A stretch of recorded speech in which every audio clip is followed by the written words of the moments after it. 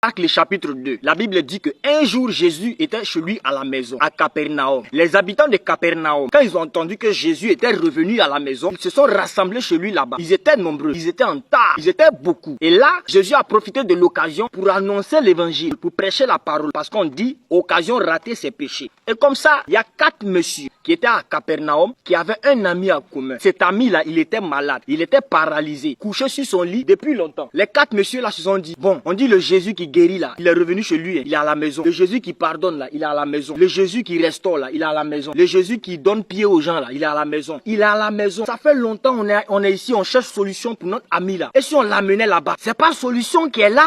Ils se sont levés et puis ils ont soulevé leur ami tranquillement. Ils sont allés avec lui chez Jésus à la maison. Arrivés, ils ont constaté qu'il y avait du monde. La foule était en tas. Les gens étaient nombreux. Tout le monde était là. Chacun avait son objectif. Mais eux, leur objectif, c'était quoi? C'était d'apporter leur ami devant Jésus pour que Jésus puisse le guérir. Quand ils sont arrivés, il n'y a pas de place. Ils veulent passer là, il n'y a pas de place. Ils veulent passer là, faut pas me pousser, hein. Faut pas me pousser là. Il n'y a pas de place. Ok, ils ont dit, il y a fouille. Comme il n'y a pas de place pour passer, il n'y a pas de problème. Nous, on va descendre. C'est comme ça, ils ont pris leur ami, puis ils sont allés derrière, et puis ils ont pris des cordes. Ils l'ont attaché. Quand ils l'ont attaché, ils se sont dit, Jésus et ses amis là, c'est passé à toi sur maison là, et ils sont là-bas, et puis nous, on ne peut pas passer. Il n'y a pas de souci. Monsieur Jésus, toi et puis ceux qui t'écoutent, toi et puis tes disciples, nous, on vous donne seulement quelques minutes. Vous allez sentir la chaleur du soleil sur vous. Attendez.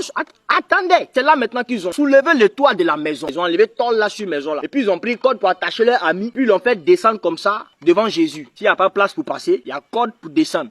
C'est comme ça qu'ils ont fait descendre l'homme paralytique devant Jésus. La Bible dit que Jésus, voyant leur foi, dit au paralytique, tes péchés te sont pardonnés. Tu es guéri. Reçois les pieds. Que tes nerfs se fortifient. Que tes os fassent caca. Qui se mettent en mouvement. Lève-toi et puis marche. Attends, Jésus, à un moment donné, il faut arrêter. Comment des gars viennent comme ça semer la pagaille? Tu es dans la maison en train d'enseigner l'évangile, en train d'apporter la parole qui amène au paradis. Et puis des individus viennent soulever le toit de la maison. Tu parles pas, tu les convoques pas. Non, Jésus, je viens dire à quelqu'un, par la grâce de ce même Jésus-là, reçois des amis comme ces 4 messieurs-là dans le nom de Jésus. Des amis qui seront prêts à prendre des risques pour toi. Ces 4 messieurs ont pris le risque de décoiffer la maison dans laquelle Jésus était, dans laquelle les sacrificateurs étaient, dans laquelle tout Capernaum était pour pouvoir faire descendre une seule personne. Ils se sont dit, la santé de notre ami est importante. À cause de sa santé, nous on est prêts à affronter. Nous on est prêts même à faire quelque chose qui puisse nous foutre en prison. Mais non, Jésus ne les a pas sanctionnés. Jésus ne les a pas blâmés. Parce que Jésus a vu que quand on a la foi, quand on aime, on est prêt à prendre des risques, prêt à se sacrifier pour le bien de ceux qu'on aime.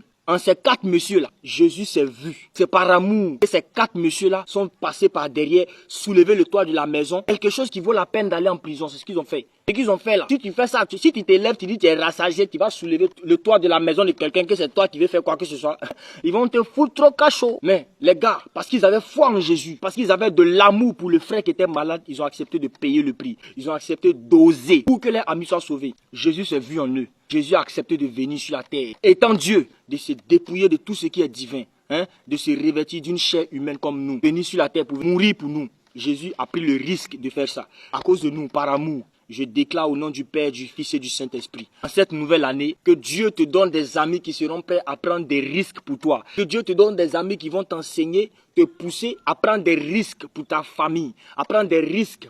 Pas des risques inutiles, des risques utiles, des risques nécessaires et puis des risques bénéfiques. Je déclare que Dieu nous donne de tels amis et que Dieu fasse de nous-mêmes de tels amis dans le nom puissant de Jésus. Shalom.